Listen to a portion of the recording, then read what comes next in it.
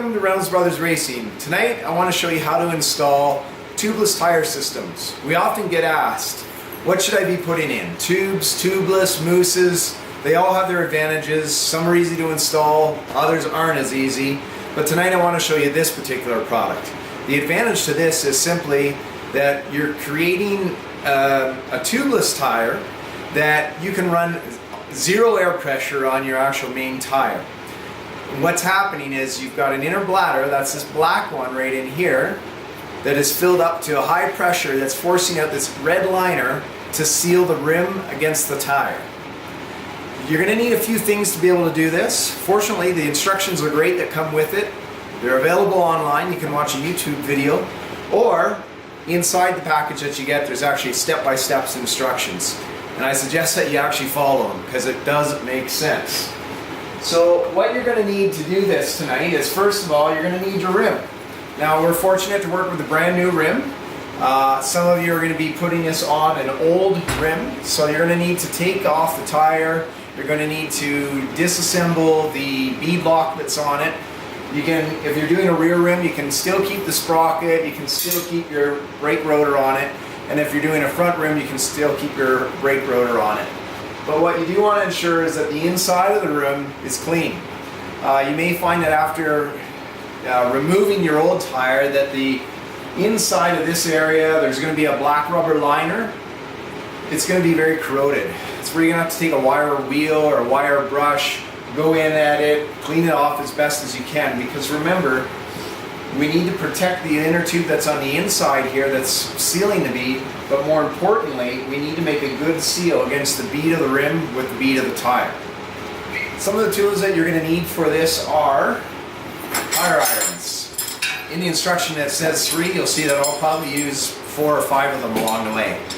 A lot of different tire irons out there, essentially as long as it's got the ability to put the tire over the rim, that's the main thing. I prefer using ones that have a nice rounded edge, that way you're not so much damaging the edge of your rim as you install it, or possibly damaging the bead of your tire, or if you were using a tube system, pinching the tube as you install it. There's another tool that you don't have to have, but it does make it easier. It's called a bead buddy. It simply helps push the bead of the tire down inside the center part of the rim on the opposite side you're working, so that you have more give and flexibility with the tire.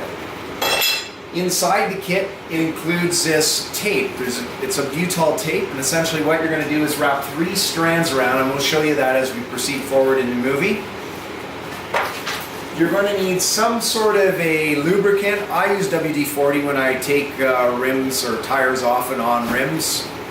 There's lots of different lubes out there, soaps, Armor All, things like that can be utilized. A valve core remover, so that you can take the valve cores out as required as we fill the tube in the tire.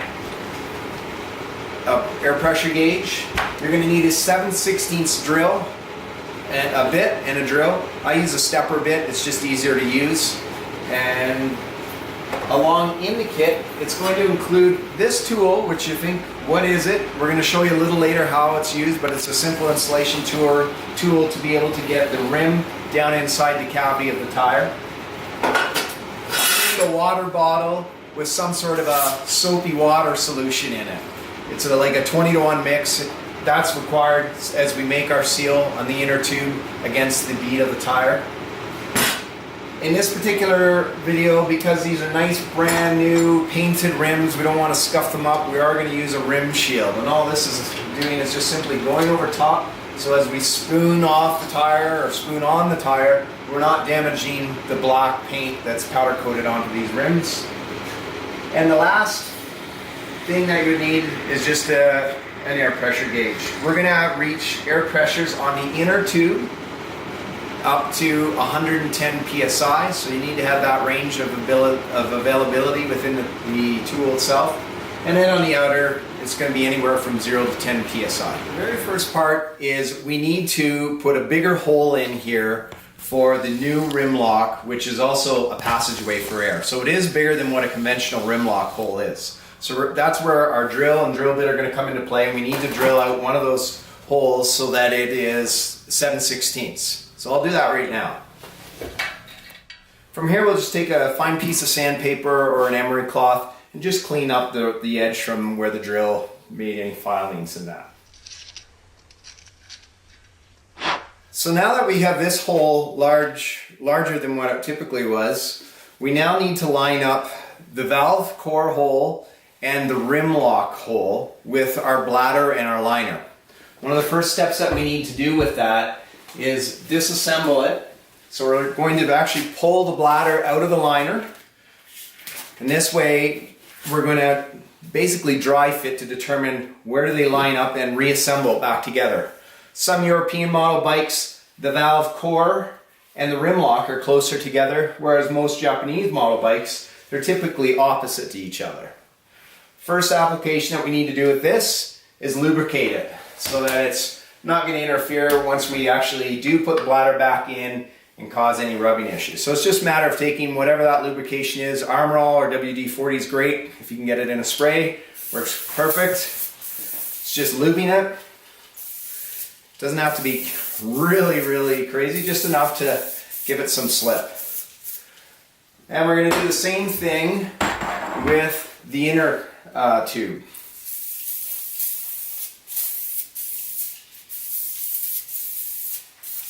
The next step, we need to take off the red valve core and the nut. And it's important that this nut, you read the instructions on it, because a lot of people think that you're going to tighten this down to the rim, where in fact it's actually a lock for this cap. From here, once we've got that removed, simply take your valve core removal tool and pull the valve core out of it.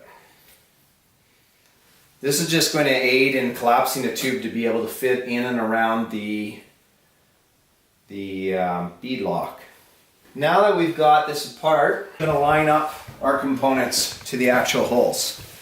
So the first thing we want to do is just line up where is that rim lock. So here's the hole that I drilled. Here's the actual rim lock. It's going to be in this position right here. It's just sitting on top. It's centered over the hole. Now we want to find where's our valve core. This is where the valve core hole is here. Here's the valve core here. We just need to line it up.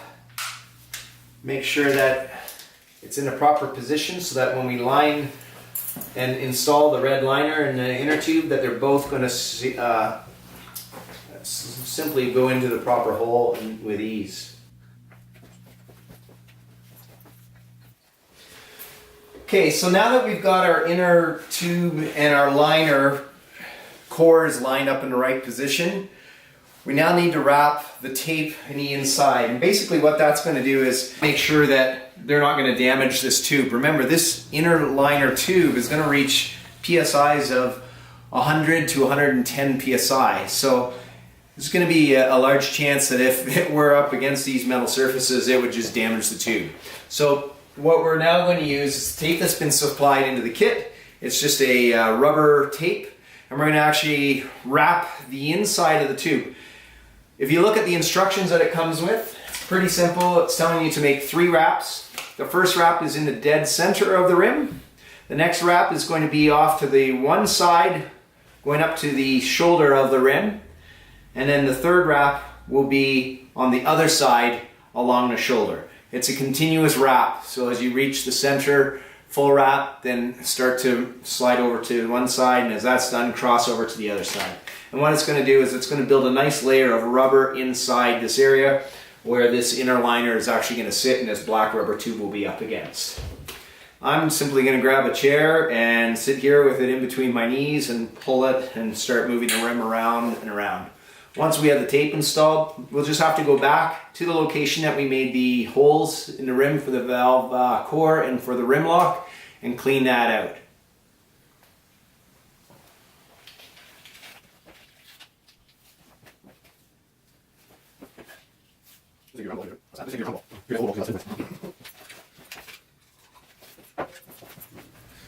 So now that we've got the rim taped, we've applied a center roll of tape, a side roll, and another side roll.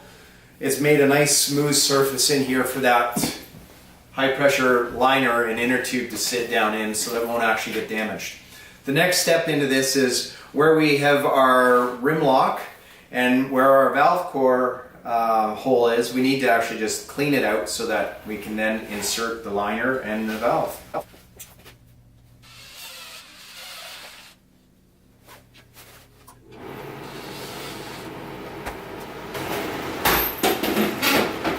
Okay, for the next step, we actually now are going to install the liner and the bladder. So put it down on a hard surface where you can work it, or rim lock hole. We're going to start at that location first, and then working our way over to the valve core, and then continuing to install the rest of the tire from there. We'll start by putting on the rim lock nut, and just put it on hand snug. You might have to maneuver it into position because it's going to want to be kind of crooked. Now the next step, because we've got to get this down into here, you simply can't. So we're going to have to kind of compress it in a little bit, elongate it out, and that should enable us to start to get that valve stem into the hole, just like we did there. From there, we're going to take that small gnarled nut that came off of it, we're going to put it on about halfway. Remember, this doesn't get threaded down against the rim itself. This is actually going to become our lock nut for the valve cap itself. From here, now it looks like this. Make sure that this is situated down in the center of the tire, or of the rim. And then we're going to use our tire spoons and we're going to work this down the rest of the way. Because it's sat for a little bit, I'm just going to use some more lube on it here. Make it easier. And as I mentioned earlier, we're going to use some rim shields. And all these are, it's just going to protect that rim, the paint that's on there. The biggest thing to remember when you do something like this, go in baby steps. You don't have to try and do it all at once. Work it, do an inch, 2 inches at a time. It makes it a lot easier. So as we're going to be working this over, we want to make sure that we're just pinching this down on the opposite side and keeping it centered into the actual rim. Sometimes 3 hands are better than 2. If you have somebody to give you a hand, great. Not always is that able to happen.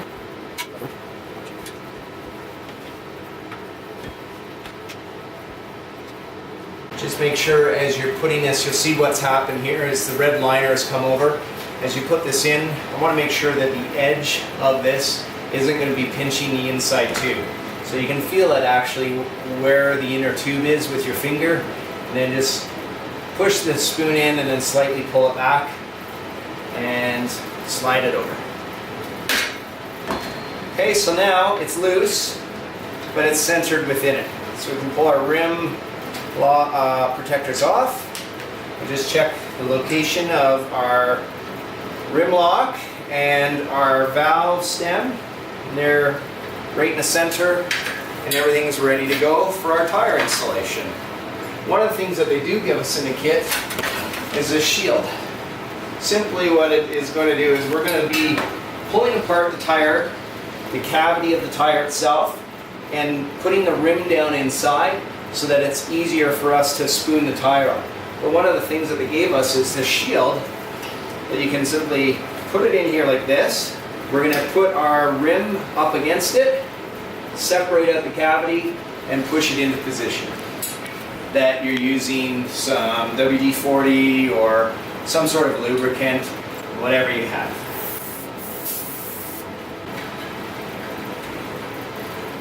So we're going to put it in a position like this. We're going to use one spoon. We're going to pull it out to get it started. And you can leave that actually situated right there just to help us. This is where it's nice to have a rotor on this side or your sprocket, because it'll actually act as a third hand to help you when you're installing it. And then simply what we're going to do is just work our way around as we do this, pushing the tire and rim together down into the cavity. So now that we've got the rim inside the tire, right down at the very bottom, it's going to make it a lot easier for us to bring this bead and bring it up on. The last place that we're going to work towards is putting the tire bead in between the rim and the actual bead lock itself. So we'll simply lay it down on the ground, and here's where we're just going to, small steps, work it around from us.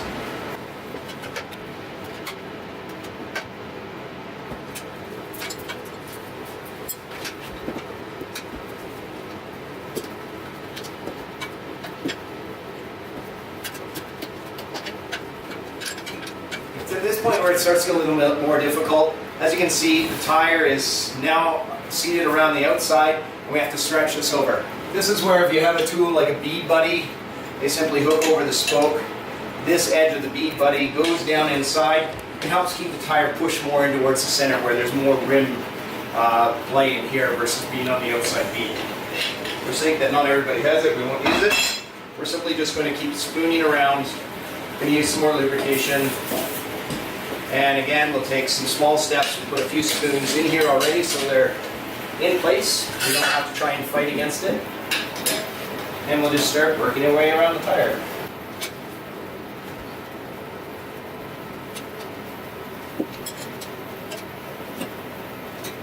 So now that we've got one bead on, we'll do the other side. Same way. So we're going to end at the rim lock.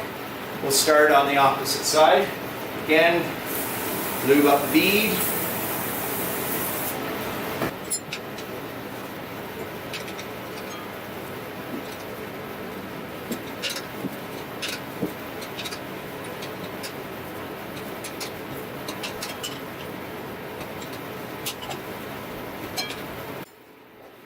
So now you can see we've got this bead is installed, this bead is installed, and we're ready actually to air the tire. But before we can do that, we need to lubricate the inner tube again.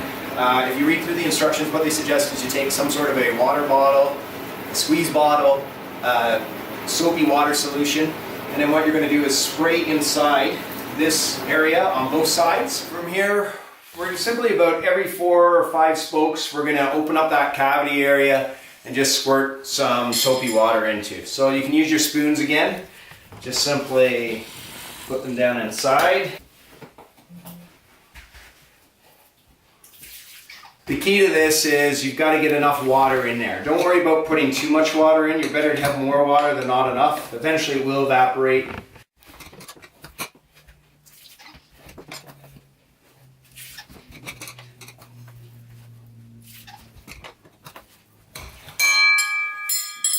So in total we've used maybe half a liter of soapy water at best. And what that's going to do is basically help create a seal as the inner chamber, the inner tube is inflating to make sure that we've got a good strong bond against the outer rim to the inner bead of the tire. Okay, so now that we've got the water all around the bead, I just want to rotate the tire and bounce it about 23 times. So that was about 5, there's about 10, there's about 15, 21, 22, and 23. That works. Now, so the tire's on, we're all soaped up, we've got our valve core installed, we now need to fill the inner liner. The PSI that's going to go in this is the small valve core, is going to be 100 to 110 PSI. What you're going to see is it's going to simply push the tire out, it's going to seat the bead, and then we're done. We need to set our outer chamber air pressure, which is what your riding pressure is going to be, anywhere from 0 to 10 PSI. We'll torque down the lock nut on the rim lock, and we're good to go.